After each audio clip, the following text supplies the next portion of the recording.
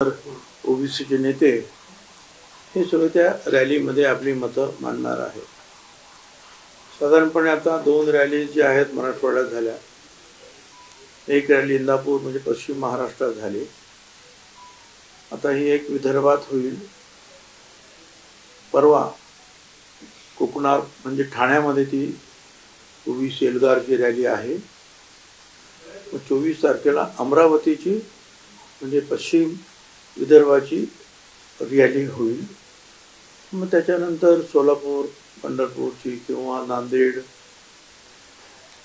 अशा अनेक ठिकाणच्या ज्या आहेत, वाशिम, अशा सगळ्यांच्या मागण्या आहेत. पण अधिवेशन पण सुरू आहे आणि एवढ्या सगळ्या ज्या आहेत मोठमोठ्या सभा ताबडतोब घेणं जरा अशक्य होतं. त्याच्यामुळे थोडा वेळ लागतोय. परंतु हळूहळू या सगळ्या सभा रॅलीज आम्ही करणार आहोत. आणि याचं कारण एवढंच आहे की महाराष्ट्रामध्ये सर्व ओबीसीच्या मागासवर्गीय जेवढे घटक आहेत त्यांना याची जाणीव करून देणं की काय नक्की चाललेलं आहे, याचा फायदा कोणाला होणार आहे, तोटा कोणाला होणार आहे आणि तो कशा प्रकारचा होणार आहे. आणि त्याचबरोबर या राज्यामध्ये मराठा आरक्षणासाठी 58 मोर्चे निघाले. लाखो लोकांचे, लाखो कार्यकर्ते होते, महिला होत्या. पण कुठेही कायदा हातात घेतला गेला नाही, शांतता झाली नाही. आणि त्या भव्य मोर्चे पाहून एकदा पृथ्वीराज सरकार मध्ये आम्ही होतोच, त्यावेळेला एकदा कायदा केला गेला. तो कायदा अडचणीत आल्यानंतर फडणवीस मुख्यमंत्री असताना दुसरा कायदा केला. तो हायकोर्टापर्यंत टिकला, पुढे सुप्रीम कोर्टामध्ये अडकला. त्याच्यामुळे असं काही नाही की शांततापूर्ण जर आपण त्या रॅलीज केल्या तर सरकार लक्ष देत नाही, असा काही भाग नाही. आता सुद्धा सरकार प्रयत्न करतेच आहे. त्यांनी वेगवेगळ्या न्यायमूर्तींचं जे आहे सल्ला मसलत करून काय करता येईल त्याच्याबद्दल विचारविनिमय चालू आहे. परंतु या जरंगेनं जे पोलिसांवर हल्ला करणं, 80 पोलिसांना, महिला पोलिसांसहित जखमी करणं, आणि त्याच्यानंतर जे आपण पाहिलं की बीडमध्ये अनेकांची घरं, कार्यालय, हॉटेल्स ही ठरवून पेटवण्यात आली, कट करून पेटवण्यात आले. त्याच्यामध्ये जीवित हानी सुद्धा निश्चित झाली असते. परमेश्वर कृपेने ती मुलं आणि लोक वाचले, महिला वाचल्या. आणि तेव्हापासून आपण पाहतो आहोत की राज्यामध्ये गावबंदी फक्त काही ठराविक काही व्यक्तींना किंवा एका पक्षाच्या लोकांना त्याच्यातून मुक्तता मिळाली. त्या गावबंदीतून ते जाऊ शकले, ते मिटिंग करू शकले. पण जे आमदार आहेत, खासदार आहेत, त्यांना सुद्धा आपल्या मतदारसंघात जायचं नाही, गावबंदी. अशा प्रकारचं काम करणं, विरोध करणं, अडथळा निर्माण करणं, त्याला 1 महिन्याची सजा आहे. 19व्या कलम जे आहे आपलं संविधानात. परंतु अख्ख्या राज्यामध्ये त्या सगळ्या गोष्टी सुरू आहेत. ठिकठिकाणी मतं दिली नाहीत म्हणून लहान समाजावर हल्ले सुरू आहेत. आता हे सगळं होत असताना आपण पाहतो आहोत अनेक सभागृहात काय, बाहेर काय, आम्हालाच उपदेश केला जातो आहे की 2 समाजामध्ये तेढ निर्माण करतो. म्हणजे आम्ही गप्प बसलो असतो आणि सगळ्या ओबीसींचं जे आहे अशाच प्रकारे जाळपोळ वाटोळं केलं असतं राज्यभर, तर चाललं असतं का? त्याच्याबद्दल हे तक्रार करायची नाही, लोकांसमोर या गोष्टी आणायच्या नाही. म्हणजे त्यांनी कायदा हातात घ्यायचा, त्यांनी जाळपोळ करायची, त्यांनी पिस्तुलाचे बार उडवायचे, बेकायदा पिस्तूल. त्यांना पकडण्यात आल्यानंतर लवकर सोडा म्हणून सांगायचं. जे गुन्हेगार पकडले जळितामध्ये त्यांना सुद्धा ताबडतोब सोडा अशी मागणी करायची. सरकारवर दबाव आणायचा. 24 तारखेच्या आतमध्ये करार बघतो, 24 तारखेनंतर छगन भुजबळचा कार्यक्रमच करून टाकतो. 24 तारखेला छगन भुजबळच्या नाशिकच्या घरावर आणि शाळेवर इनडायरेक्टली हल्ला करण्यासाठी आमंत्रित करण्यात येतं. छगन भुजबळवर स्वतः जीवघेणा हल्ला करण्याचा प्रयत्न होणार अशा प्रकारच्या बातम्या पोलिसांमध्ये येत आहेत. हे सगळं तिकडे चालू आहे, इकडे फक्त भाषण व हे असं असं होत आहे, याला आळा घाला असं म्हणणं सुद्धा आता चुकीचं ठरायला लागलं. अर्थात त्याला कारण एवढंच आहे, निवडणुका आहेत आणि प्रत्येकाला वाटतं लोकप्रतिनिधीला की आपल्याला मराठा समाजाची मतं मिळणार नाही. ती मतं जर मिळवायची असतील तर छगन भुजबळच्या विरोधात आपण बोललं पाहिजे.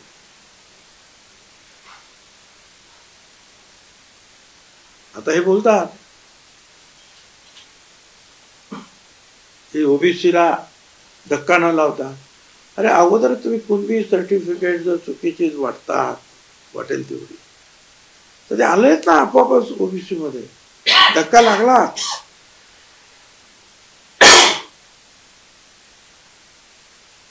आणि एवढंच नाही तर ओबीसी मध्ये एकदा आल्यानंतर शैक्षणिक नोकऱ्यांमध्ये आणि राजकीय आरक्षण सुद्धा आपोआपच लागू होणार. म्हणजे आता वंजारी, धनगर, माळी, सोनार एखादा आमचा काय असेल तो विजयंती भटक्या विमुक्त पुढे ग्रामपंचायत पुढे जिल्हा परिषदेला निवडून येत असेल तर याच्या पुढे ते येणं शक्य नाही. कारण एकदा ओबीसीत आला की तो ओबीसीला मिळणाऱ्या सर्व योजना, सर्व कार्यक्रमात भाग घ्यायला तो त्याचा अधिकार निर्माण होतो. हे सगळं असताना जे आहे लोक बोलायला घाबरतात. फक्त आमच्या विरुद्ध बोलायचं, मग त्याच्यामध्ये काही राजकीय असूया आहे. त्याचबरोबर मराठा मतं आपल्याला मिळाली पाहिजेत म्हणून बोलायचं, पण ओबीसीची सुद्धा मतं पाहिजेत म्हणून फक्त बोलायचं की ओबीसीला धक्का न लावता हे सगळं करा. हे सगळं लोकप्रतिनिधी चाललंय. एखाद दुसरे जे आहेत लोकप्रतिनिधी बोलले सुद्धा हे मतांसाठी चाललंय. तुमचं सगळं खरं काय ते तुम्ही बोलत नाही, सत्य लोकांसमोर येत नाही, ते बोलले काही लोक. पण बहुतांश जे आहे ते फक्त भुजबळ मंत्री आहेत असं असताना सुद्धा बाहेर दोन समाजामध्ये रोष पसरवत आहेत. म्हणजे मी गप्प बसलो असतो आणि एक समाज, एक तो समाजही म्हणणार नाही, मला पूर्ण समाजाला मी दोष देतच नाही, पूर्ण समाजाला मी दोष देतच नाही. ही जी झुंडशाहीच्या मार्गाने चाललेले जे लोक आहेत, मराठा आरक्षणाचा बुरखा त्याच्यावर पांघरलेला आहे आणि ही जी काही दादागिरी चाललेली आहे ती आम्हाला पसंत नाही.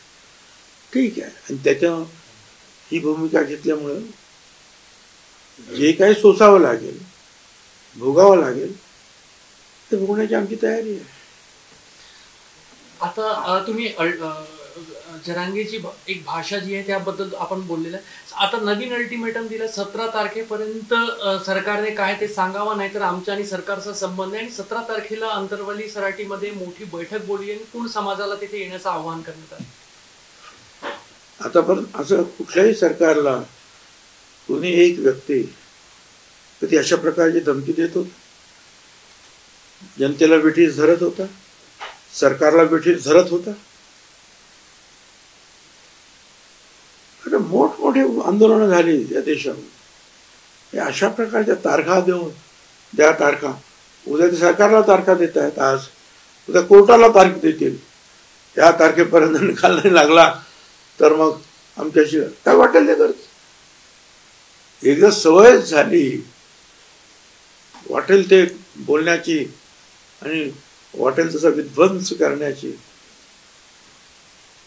मग तो वाढतच जात आहे. त्यामुळे जे आहे माझी विनंती एवढीच आहे, सर्व यंत्रणा आणि शासन यांनी खंबीरपणे उभं राहिलं पाहिजे.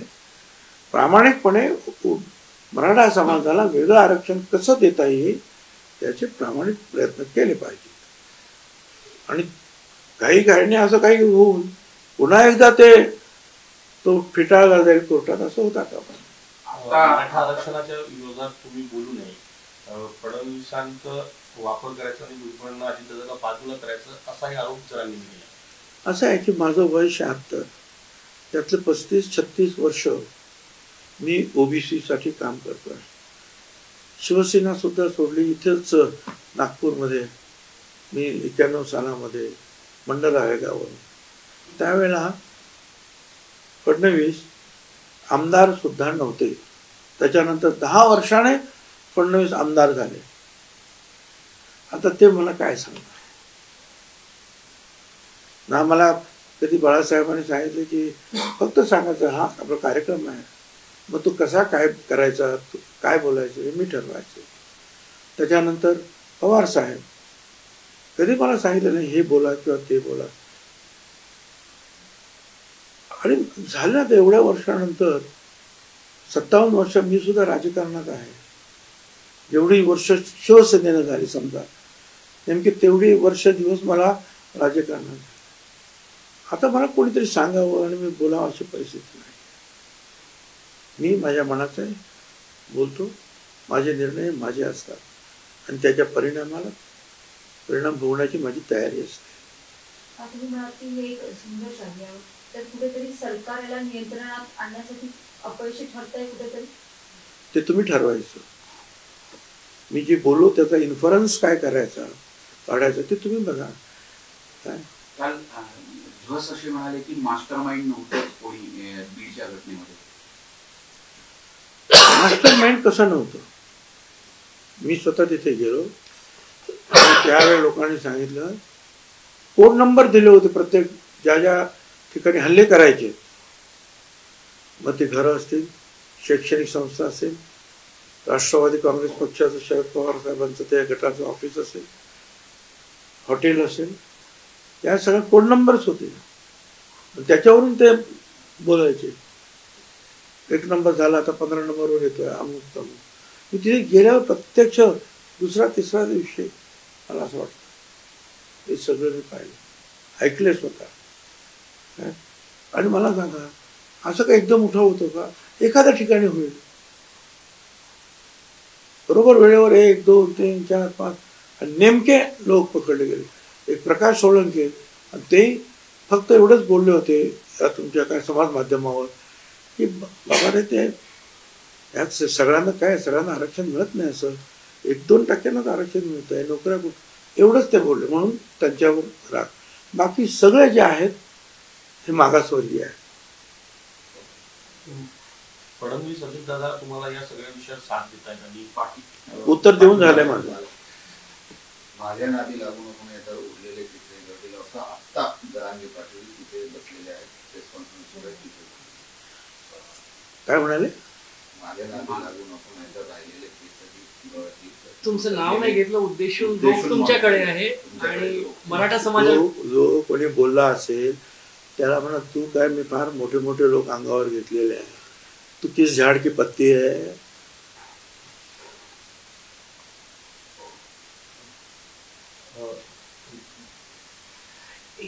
तुम्ही जे सांगता, तुम्ही झुंडशाही आणि दादागिरी शब्दाचा प्रयोग केला. तुम्ही हेही बोललात की तुम्ही पूर्ण मराठा समाजाच्या विरोधात नाही, मात्र जे लोक झुंडशाही करत आहेत ही सरळ सरळ तुम्ही ब्लॅकमेलिंग म्हणणार का सरकारला? ज्या पद्धतीने 24 तारीख मग 17 तारीख, ही ब्लॅकमेलिंग म्हणजे काय तेच आहे ना, ब्लॅकमेलिंग आणि वेठीस धरायचं काम. पण आता सरकारला 3 न्यायमूर्ती बसवलेले आहेत त्याच्यावर चर्चा करायला. तर वेळ द्या, जी काही प्रक्रिया पूर्ण करायची ते करतील. नाही एवढ्या तारखेतच झालं पाहिजे, तेवढ्या तारखेतच झालं पाहिजे. वा, मराठा समाजाला आव्हान करणार का या ब्लॅकमेलिंगला त्यांनी बळी पडून? माझं म्हणणं मराठा समाजाला एवढंच आहे की आतापर्यंत यशवंतराव चव्हाण साहेबांनी सुद्धा या नागपूरच्याच पत्रकारांना सांगितलं होतं विचारल्यावर की हा जो महाराष्ट्र मुंबईसह संयुक्त महाराष्ट्र झालेला आहे, हा महाराष्ट्र मराठ्यांचा नाही, मराठी भाषिकांचा होणार आहे. आणि त्यानंतर अनेक आपले सगळे लोक जे आहेत मराठा समाजाचे वेगवेगळ्या पदावर राहिले, मुख्यमंत्री राहिले. मी त्या दिवशी हाऊसमध्ये वाचून दाखवलं, सुप्रीम कोर्टानं सुद्धा त्याचा उल्लेख केला की अनेक मुख्यमंत्री झाले, परंतु त्यांनी हे जे त्यांच्यावर जे आरोप केले जातात की त्यांनी मराठा समाजाचा समावेश केला नाही मागासवर्गीयांमध्ये, असे जे आरोप केले जातात ते चुकीचे आहेत. उलट त्या सर्व मराठा मुख्यमंत्र्यांनी त्यांनी त्यांच्याकडे असलेली माहिती, त्यांचं बुद्धिचातुर्य, समंजसपणा याचं कौतुक केलं की त्यांनी तो योग्य निर्णय घेतलेला होता. मग असं जर आहे आणि मराठा समाजाला आरक्षण वेगळं देण्याचे प्रयत्न सुरू आहे, आमचा त्याला पाठिंबा आहे, मग अशा वेळेला झुंडशाहीला सपोर्ट आपण करता कामा नये. आपापली मतं 58 मोर्चे लाखो लोकांचे निघाले शांततेने, त्यातून या प्रयत्नाला सुरुवात झालेली आहे. उशीर होतो आहे पण थांबायला पाहिजे. पण झुंडशाहीला जर आपण आमंत्रण दिलं, सपोर्ट जर केला, तर राज्यामध्ये गंभीर परिस्थिती निर्माण होईल. तुम्ही म्हणालात होतं की तुमच्यावर हल्ला होऊ शकते कशी भीती तुम्ही व्यक्त केली, त्या संदर्भात काही पुरावे किंवा माहिती पोलिसांना? मला भीती नाहीये काय, आणि पुरावे बिरावे काय मी तुम्हाला सांगणार काय? पोलीस मला सांगणार काय? हे पोलीस कशाला इथे उभे राहिलेले आहेत एवढे सगळे, त्याच्यावरून हे घ्या. प्रश्न विचारताना जरा व्यवस्थित विचारा काय. आणि मला पुरावा माहिती असतं की तू मला गोळी मारणार असेल तर तुला मी आताच पकडलं असतं ना. पण जे काही इनपुट्स असतात पोलिसांच्या SITचे, त्यातून जी काही बाहेर बातम्या आलेल्या त्यातून मलाही कळलं, त्यांनाही कळलं, मी स्वतः पाहिलेलं आहे. आणि बंदोबस्त सुद्धा वाढवलं. आणि समाज माध्यमावर जे आहे फिरतच होता ना 24 तारखेला या घरावर आणि कॉलेज. मला असं वाटतं तुमचे प्रश्न संपलेले आहे. मराठा आरक्षणाच्या संदर्भात छत्रपती संभाजीराजेंनी दिल्लीमध्ये बैठक बोलवली आहे. पवार साहेबांचं, गडकरी साहेबांचं सगळ्यांना निमंत्रण त्यांनी दिलं, राज्यसभेच्या आणि लोकसभेच्या सर्व खासदारांना. लोकशाहीमध्ये प्रत्येकाला अशा सभा शांततेनं बोलवण्याचं, आपली मतं मांडण्याचा अधिकार आहे. तू करा ना सगळं, तो अधिकार वापरा. झुंडशाही करण्याचा अधिकार नाही, कायदा हातात घेण्याचा अधिकार नाही. हिंदूंनी मंदिरात दान केलेलं फक्त हिंदूंच्या कल्याणासाठी वापरलं पाहिजे असं विश्व हिंदू परिषद मला माहित नाही, मी ऐकलेलं. पुढे काँग्रेसची कुठेतरी मराठवाड्यात कोंडी होते, कारण काँग्रेसचे नेते कुठेतरी कमकुवत आहेत, मोठे जे पद आहेत ते सगळे विदर्भात दिले आहे अशी सध्या बोललं जात आहे. मला माहित नाही. नगरमधल्या संदर्भात तुम्ही 13 तारखेला सभागृहामध्ये बोलली होती की त्या गावातील महिला सरपंचाला ओबीसीच्या बैठकीला आले म्हणून बाहेर काढलं जातं वगैरे. त्या संदर्भात बच्चू कडून सांगितले की बा जो तुम्ही विषय सभागृहात मांडला तो मुद्दा खोटा आहे. वर्तमानपत्रात सुद्धा आलं ते सगळं, त्या समाज माध्यमावर सुद्धा त्यांच्या बोर्डवर कसं काळं फासलं गेलं, सगळ्या गोष्टी आलेल्या आहेत ना, त्याच्या क्लिप्स आलेल्या आहेत. सगळे तिन्ही माहितीचे तिन्ही पक्षातील सध्या जे आहे, जे सध्या महाराष्ट्रात मंत्री आहे त्यांना लोकसभेत उतरवण्याची तयारी आहे. भाजपमध्ये होत आहे, शिंदे गटातही होत आहे, अजितदादांसोबत तुमच्या गटातही होणार आहे काही नावं आहे का तशीच असेल? अजितदादांना विचारा. सुनील शुक्रे आता मागासवर्गीय आयोगाचे अध्यक्ष आहेत आणि तुम्ही म्हणाला होतात की ते माजी न्यायमूर्ती जरांगे पाटील यांच्या पायावरती जाऊन बसले होते तर ते न्याय देतील का? मला स्वतः वाटतं, माझं मत आहे ते. ब्राह्मण समाजासाठी आता परशुराम महामंडळ स्थापन करण्यात आलेलं आहे. पण ठीक आहे ना, ब्राह्मण समाजामध्ये सुद्धा जे गरीब आहेत त्यांना सुद्धा वाटतं की आम्हाला सुद्धा अशी काही आर्थिक मदत सहाय्य मिळालं पाहिजे, त्यामुळे त्यांची ती मागणी होती. तर ती काल मागणी मुख्यमंत्री उपमुख्यमंत्री आम्ही सगळे स्वतः होतो. म्हणजे ठीक आहे ना, आपण वेगवेगळ्या लहान लहान घटकांसाठी जसे महामंडळ करून तिथल्या जे काही नवीन नवीन मुलं उद्योजक बनू पाहत आहेत, उद्योगधंदा करू पाहत आहेत, तर अशा लोकांना किंवा शिक्षणासाठी सुद्धा मदत द्यायची असेल तर द्यायला पाहिजे. सामाजिक न्यायाच्या दृष्टीने काही हरकत नाही. मुस्लिम समाजही आरक्षण मागत आहे अशा पद्धतीचं सध्या पाहायला मिळत आहे. ओबीसीतून आरक्षण द्या असं ते म्हणत आहे. ओबीसी मध्ये त्यांना आरक्षण काही नाही असं आहे,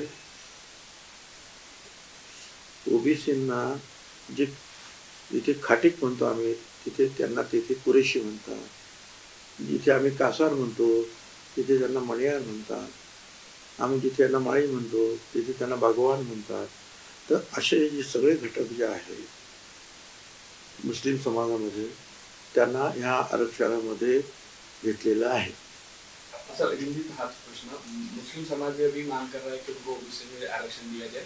कुछ समाज उनमें से कुछ जातियों को मिल रहा है लेकिन कुछ जातियों को नहीं मिल रहा है. अरे भाई सबको मिला है, वो सब लोग जो है जा सकते हैं आयोग के पास और कह सकते हैं कि भाई हम भी जो है पिछड़े हैं, इनको मिलता है, अभी मिल ही रहा है. अभी भी शब्बीर अंसारी साहब जो हमारे साथ भाषण करते हैं तो स्टेज पर आकर उनको पूछो. सुनील शुक्रे जे चर्चेला तिथे जरांगेंसोबत गेले होते तेव्हा तुम्ही म्हणाले होते की ते न्यायाधीश त्यांच्या जवळ जाऊन बसले, पायाशी बसले. आता तेच राज्य मागासवर्ग आयोगाचे अध्यक्षपद त्यांना. त्याच्यावर मी काय बोलणार, मी सांगितलं. देश विदेशातील प्रत्येक घडामोडींचे लाईव्ह अपडेट मिळवण्यासाठी आता साम टीव्हीच्या सर्व सोशल मीडिया प्लॅटफॉर्मला लाईक, फॉलो आणि सबस्क्राईब करा. तसंच सर्व नोटिफिकेशनसाठी बेल आयकॉन प्रेस करायला विसरू नका.